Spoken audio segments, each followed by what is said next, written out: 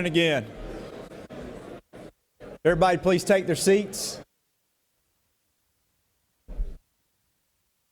Thank you for being here at the South Carolina Chamber of Commerce Annual Summit, and it's a great privilege and honor for us to have today Senator Marco Rubio with us to give us remarks. Senator Rubio was born in Miami. He's a son of Cuban immigrants, first-generation American. He graduated from the University of Florida, the Gators, which this weekend the Gamecocks have the Gators. I'm not so sure, but hopefully. He got his JD from the University of Miami. He was elected to the Florida House of Representatives in 2000 and then in Speaker in 2006. And if you look at South Carolina here at how often we elect speakers, not very often. So that's impressive that a guy that's been in the General Assembly in Florida gets elected Speaker after 6 years. So that's a key attribute that obviously we've seen as he's run for president. Currently, he's a junior senator from Florida. He's on some very important committees in the Senate, like Commerce and Intelligence and Foreign Relations and the Small Business Committee. And I'll tell you, if you've listened and paid attention to the debates, he talks about the American dream and returning Americans with that American dream. And it's a message that resonates with, I know, our business members. And it gives me great privilege and honor to introduce Senator Marco Rubio. Thank you. The Gator chomp, right? Thank you. Thank you very much. Thank you. Thank you very much. Thank you. Got to get that Gator chomp in. We're in the SEC. We want to win this weekend, but we're already in the SEC championship game. You can groan, that's fine. And anyway, it's a privilege and an honor to be with you. Thank you for that introduction. Thanks for the chance to talk to you. I look forward to participating in a conversation in a minute. But I thought I'd set the scene for you because I know this is a gathering about the future of our economy and ultimately of our country. I've often described this campaign as a generational choice because I honestly believe that's what it is. It's a generational choice about our identity. What kind of country will we be in the 21st century? To answer that question, we have to remember who we've been up to this point. For 230 some odd years, we've been an exceptional country. We've been exceptional because it's one of the few of only places on earth where you start out in life doesn't determine where you wind up. Where you begin does not determine where you end, and that is unique. In the history of the world, almost everyone that has ever lived was born into a society that told them, you can only be whatever your parents were before you. If your parents were rich and famous and successful and connected people, that was pretty good news. If they were anybody else, you were stuck. America's been exceptional because we've been the only place on earth, or one of the few places on earth, where that has not been true. It's also exceptional because for over 2 centuries, each generation has left the next better off than themselves. That in and of itself is an extraordinary achievement. The idea that each generation can look back and say, we got a better country, a better world, and a better life than the one our parents had. That makes us different. But none of this was automatic. All of this required work, commitment, overcoming of challenges, and in the embracement of opportunities. And so now the moment has come for this generation to choose what it wants this country to be. The bad news is we are on the road of decline. We remain a great country. There's no nation on earth I would trade places with. I say this to the people all the time. You want to know how I know we're the greatest country in the world? Because the richest people in China buy American real estate. The richest people in China send their kids to American universities. And when was the last time you heard of a boatload of American refugees winding up on the shores of another country? But we're not fulfilling our potential. And if we stay on the road we are on right now, this nation will not be as great as it's been in the past, and it will not fulfill what I believe is its destiny to be greater than it's ever been. So what is holding us back? What's holding us back in many respects, at least in the realm that I operate in, is an outdated and out-of-touch federal government. And I wish as a Republican that I could tell you this is only the fault of the Democrats, but the truth is that Republicans have contributed to it. They say there's no bipartisanship in Washington. That isn't true. There's a $19 trillion debt. That's a bipartisan debt. There are significant issues in this country that have been unresolved for 30 years, and both parties have had a chance to fix them, and they haven't. When I talk about frustration with Washington, I am as frustrated at my party as I am at the other party. I don't want my party just to be the opposition. I want it to be the alternative, and I think there's a lack of urgency about the issues we face. But I also think that our process has too many people that are simply outdated. They're not bad people. They love America, but they don't understand the new economy. And they don't understand what life is like for people in the 21st century. This is a very different economy, and it has disrupted the lives of our people. We are not just living through economic downturns. We are living through a massive, rapid, and ongoing economic transformation. The very nature of the economy is changing, and it's changing faster than ever. Industries that are the cutting edge today, within 4 or 5 years, would be obsolete. Today's latest, greatest idea, a year from now, has been replaced by an even better idea. The pace of change is faster than ever. We are living through the Industrial Revolution, except it's happening every 5 years, not every 100. And it's been disruptive. And that's why you have millions of people who used to make enough to save, and now they live paycheck to paycheck. That's how you have young people graduating from universities with thousands of dollars in student loans, but holding a degree that doesn't translate to a 21st century job. That's why in many respects you have small businesses that are struggling to survive and stay on top.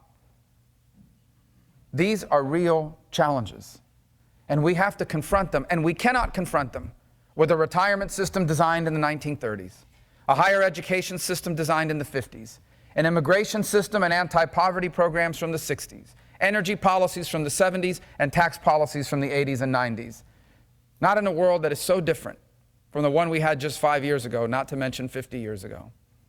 And so this election becomes a generational choice where we must decide whether we are going to confront these challenges, because if we confront these challenges and solve them, then the opportunities before us are extraordinary. We live in an economy today where there are hundreds of millions of people who can now afford to buy the things we make, the services we offer, and the products we invent. 20 years ago, many of these people were starving. Many of these people were living near open sewage.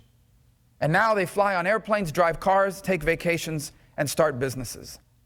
This is the promise of the 21st century. But to embrace it, we must turn the page and elevate a new generation of American leadership that understands what life is like for our people and what the economy is like in the world. It begins by making America the single best place in the world for the private sector to succeed. And to do that, it begins by having leaders that understand that government and politicians do not create jobs, the private sector does. I always chuckle when I hear a politician say, when I was governor, when I was mayor, we created 1 million jobs. No, you didn't. Not unless you grew government by 1 million jobs.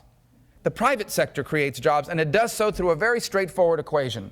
Someone that has access to money, whether they borrowed it, saved it, or made it in another business, someone who has access to a pool of money decides they are going to risk that money to start a business or to grow an existing one, and it creates jobs. And how do I know about that simple equation? Because I lived it. My father and my mother were service sector workers in hotels. Do you know why my father had a job as a bartender and my mom as a maid? Because someone who had access to money risked that money to open that hotel.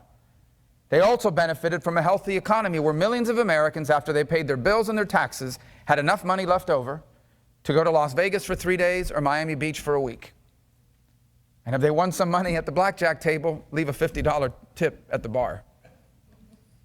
This is the equation that grows our economy, and we have to make America the easiest place in the world for people to do that. And how do we do it? By reforming our tax code. We have the most anti-business tax code in the developed world, the highest combined corporate tax rate. We need to fix it, and I've proposed ways to fix it. All business income, whether it's pass-through companies, which is the backbone of our economy, 90% of American businesses are organized that way, or C corporations, all of it. No business income should be taxed at more than a flat rate of 25%. Businesses should be allowed to fully and immediately expense every penny they put into their business. So the more you invest back into your business, the less you owe in taxes. We should eliminate double taxation on investment. If you want more investment, tax less of it. We should move to a territorial system of taxation. We're the only major industrial country that has a worldwide system of taxation, which means if you make a bunch of money in Italy and you bring it back, you got to pay the Italian tax and the American tax. And the result is $2 trillion of American corporate cash sitting overseas. You know what $2 trillion is? It's the equivalent of the entire Russian economy, sitting overseas because of tax policies by the United States.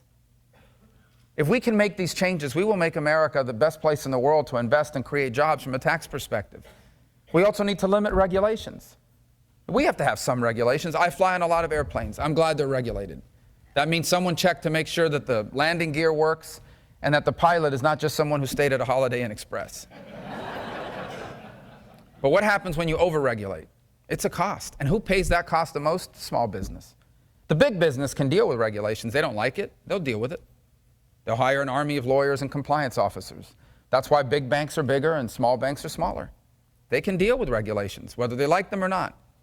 I want to be frank with you. There are times when big and established industries use regulations as a weapon because they know that a small and new innovator cannot deal with the regulations. So more regulations means less competition for them. That's why we need to limit the regulatory state, and I've proposed a regulatory budget that does that. It caps how much regulations can cost our economy at a certain number per year. It requires every agency to fall in underneath that. And if you want to create a new regulation that costs $1 billion to comply with, you will have to cut $1 billion of existing regulations. This is why we need to fully utilize our energy resources. I don't know why we're not allowed to export oil. It would provide stability to the global price of oil in the long term, because that's what sets prices at the gas pump. But it would also allow us to create hundreds of thousands of jobs in the oil industry. This is a 1970s policy at a time when we thought we were running out of oil. And now we have so much of it, we don't know what to do with it sometimes. Natural gas, an extraordinary accomplishment that we now can access deposits we never thought we could have. And this isn't just going to lower the cost of living in America, and that's important. It's going to allow us to have a manufacturing renaissance. Energy costs are one of the highest overhead costs of making things. And if America is significantly cheaper from an energy perspective than our competitors, that more than offsets the labor differential. And you add to that the most productive workers on the planet, we will have a manufacturing renaissance. In many ways, South Carolina already is. Imagine if you had even lower energy prices, lower regulations, and a sane tax code. Who can compete with us? We have to repeal this health care law. We do have a health insurance problem in America. But this is a disaster. It costs more money, covers less things, and encourages employers not to hire people. I suppose other than that, it's not bad, right? It needs to be repealed and replaced with a law that says you are in charge of your health care choices. Whether it's a refundable tax credit or money from your employer, you will be able to use it to buy any health insurance policy you want from any company in America that will sell it to you. And if you want to know a little bit of what it would look like, turn on your television. Every ad is for Liberty Mutual, Geico, State Farm, Prudential, The General, Allstate. Who am I missing? Progressive. Why are there so many companies fighting for your auto insurance business? Because who chooses your auto insurance? Not the government, not your employer, it's you. And if you put Americans in charge of their health care spending to buy any insurance they want, the private sector will create products, and they will fight with each other for your business. And how will they fight? You're in business. How do you compete? On prices and on quality. We cover more for less. That is how they will compete. That is what will trigger a competitive marketplace in insurance. And last but not least, we have to balance our budgets. We have to bring our debt under control as a percentage of our GDP. And you do that through a combination of two things: rapid economic growth, which we've just discussed, and spending reforms. What drives our long-term debt? Let me begin by telling you what doesn't. It's not foreign aid. Foreign aid is less than 1% of our budget, and in many instances has paid extraordinary dividends. Take a trip to South Korea and you'll see. Take a trip to Africa and you will see the millions of people who today are alive because the American taxpayers saved their lives, and they know it. You think it's going to be easy to recruit them to anti-American Islamic terrorism after they know that they and their children are alive because America funded antiviral treatments? Not to mention the fulfillment of our moral obligation, which this nation has to use our blessings in an appropriate way. What's driving our debt is our entitlement programs, our mandatory spending programs, that I support these programs. You probably don't know this. It's not widespreadly, it's not well known, but in Florida there are a lot of people on Social Security and Medicare. My mother is one of them. She's 85 years old. I can tell you this unequivocally: I am against any changes to Medicare or Social Security that are bad for my mother. And here's the good news: we can save those programs and we don't have to change anything for her. We don't have to disrupt it for her. We don't have to disrupt it for people like her. We don't have to disrupt it for people that are retired. We don't have to disrupt it for people that are about to retire. But you need a president that's going to tell you the truth. It's going to work different for me. I'm 44. And it's not going to look the same for me as it did for my parents. One way or the other. It either won't exist or it'll work differently. And what do I mean by work differently? I'm supposed to retire at 67. Maybe I have to retire at 68. If I've been financially successful, my benefits may not grow as fast as they grew for my parents or for someone who's less successful. My Medicare benefits could very well be the option of taking my Medicare money and using it to buy a private plan that I like better. These are not unreasonable changes. And if we make those and combine them with rapid, sustained economic growth, we can bring our debt under control and we can save these programs for the next generation. If we don't, we have a debt crisis. And you can't grow your economy if you have a debt crisis. And if we do all of these things, we are going to have not just an economic recovery, but an economic renaissance. And the American private sector, made up of men and women in this room here today, are going to create millions, not just of new jobs, but actually jobs that pay more. You won't even have a debate about the minimum wage because people will be making a lot more than that. But those jobs will require different and more skills than ever before, which is why the second thing we must do is modernize what we mean when we say higher education. It's why I always talk about career training and vocational training, and why I remain puzzled. For the life of me, I don't understand why we became a country that told young Americans, don't go to trade school. That's for the kids that aren't smart enough to go to college. Trade school is for kids that want a job at 18, making $50,000 a year. And we should be training more people to do that work. We should be retraining more people to do that work. As president, I'll be the vocational education president. I will use the bully pulpit of the presidency to tell all Americans, especially young Americans, these are good jobs. Welders, plumbers, pipe fitters, machinists, airplane mechanics, automobile technicians. These are good paying jobs, and we can teach you to do these jobs when you're 16 and 17 years old. Open up the Pell Grant so they can go to high school in the morning and use Pell Grant to go to trade school in the afternoon. And when they graduate at 18, they get a high school diploma and an industry certification. And now they're working at 18 years of age, making $40,000 a year in the paint and body shop, and only upwards from there. These are good paying jobs. We're still going to have traditional four-year schools. How would we have college football without it?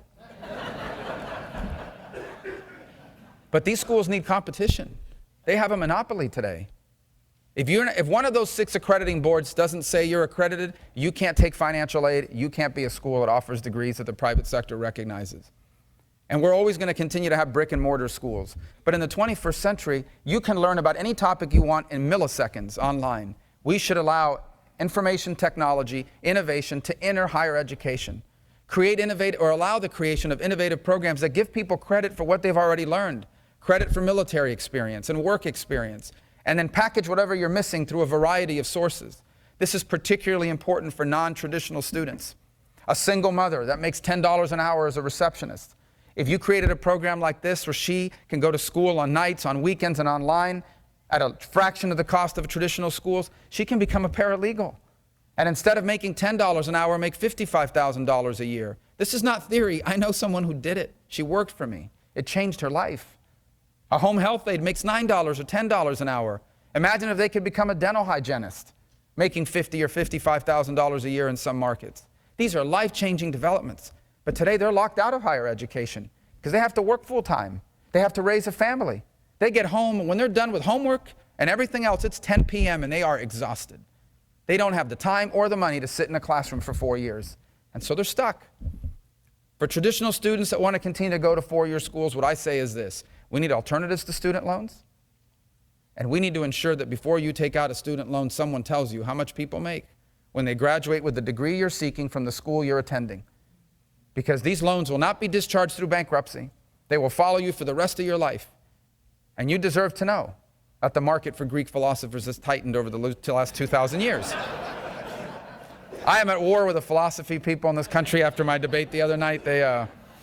Let's just say I'm not going to win that 0.2% segment of the Republican primary electorate. If we do these two things, we're going to have an economic renaissance. Give our people the skills they need quicker, faster, cheaper, and allow our private sector to succeed. We're going to have not just a recovery, but a renaissance.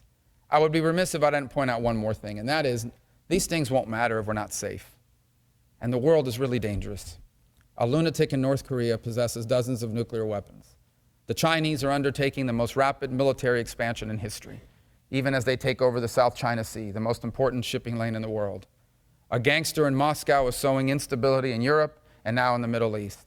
A radical Shia cleric, the Ayatollah of Iran, is about to receive $150 billion of sanctions relief, which he will use to sponsor terrorism, build a long-range missile that can reach the United States, and eventually buy or build a nuclear warhead of his own. And if all that wasn't enough, there are multiple radical jihadist groups across dozens of countries and multiple continents, and they use social media to recruit Americans to conduct attacks here at home. This is a dangerous world. And in the face of this danger, we are on schedule to cut $1 trillion out of national defense. It will leave us with the oldest and the smallest Air Force and Navy ever. It will reduce 40,000 positions from our Army. Not to mention, we're not investing in research and development, confronting the challenges that lie around the corner. You know, the threats in 10 years, the threats that the President of the United States will have to decide on in 10 years, the options before him or her are being decided today by whether we're investing in the technologies necessary. And we're not doing it. The world is growing more dangerous and we're growing weaker. We need to change that trajectory. Because national security is the reason why we have a government, a federal government. We have a federal government that's involved in all kinds of things that was never designed to be involved in. National security is the reason why we have a federal government. It should be funded first. Not wasting money, not throwing money down the tubes. But before you fund anything, you should fully fund national security. That's why we have a federal government. And we're not doing it. And it leaves us vulnerable. And we also have a confusing foreign policy. Our allies no longer trust us. Our adversaries no longer respect us. We need to change that too. So all these challenges are real, and I look forward to our conversation, so I'll wrap it up. All these challenges are real, and they're significant. It's nothing new. When has our nation not faced great challenges? I challenge you to look at our history and ask yourself, when has America had it easy? The answer is never.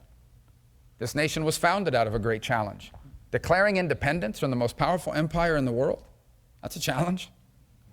And then a great civil war that almost ended the country, a challenge. The First World War, the world had never seen such carnage. And right after that ended, a Great Depression. And then, after that, a Second World War, even more carnage than the First World War. And the Second World War had barely ended before a Cold War began, a Cold War that threatened the very existence of life on this planet. The 1960s was not an easy time. This nation was divided generationally on Vietnam, regionally on civil rights. This country has always faced extraordinary challenges. Ours is not the story of a people that had it easy. Ours is the story of a people that have always faced great challenges and in each generation confronted them and solved them and embraced the opportunities. And because they did, each generation has left the next better off. Now our turn has arrived. Now our moment has come. And we must decide who we will be in this new century. Will we remain special or will we decline? That is the choice before us. Our children will either be the freest and most prosperous Americans that have ever lived, or they will be the first generation to inherit a diminished country from their parents. And we are all called to be part of this choice, for we are all the beneficiaries of the extraordinary story of America. I say all the time, America owes me nothing. But I have a debt to America I'll never fully repay. For this is the nation that literally changed the history of my family. My parents were both born into poor families on the island of Cuba. They came here in 1956 because it was the only place in the world where people like them could have a chance. And they were never rich and they were never famous, but they were successful. Because working in the service sector of this country, in hotels, they made enough money to own a home in a safe and stable neighborhood, retire with dignity, and leave all four of their children better off than themselves. That's the American dream. The American dream.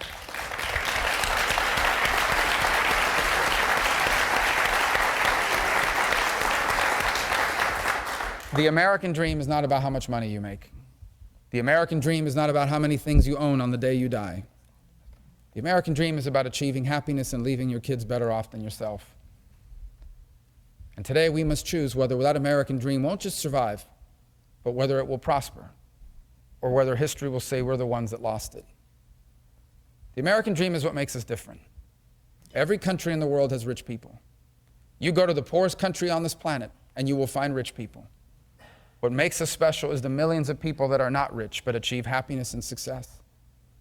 And we are called to maintain, preserve, and expand it. That is the opportunity of this election. That is the generational choice before us. And if we do what needs to be done, we won't just save the American dream. We will expand it to reach more people and change more lives than ever before. And the 21st century is not just going to be as good as the 20th century, it's going to be better. It can and will be a new American century. So thank you for having me. I look forward to the conversation.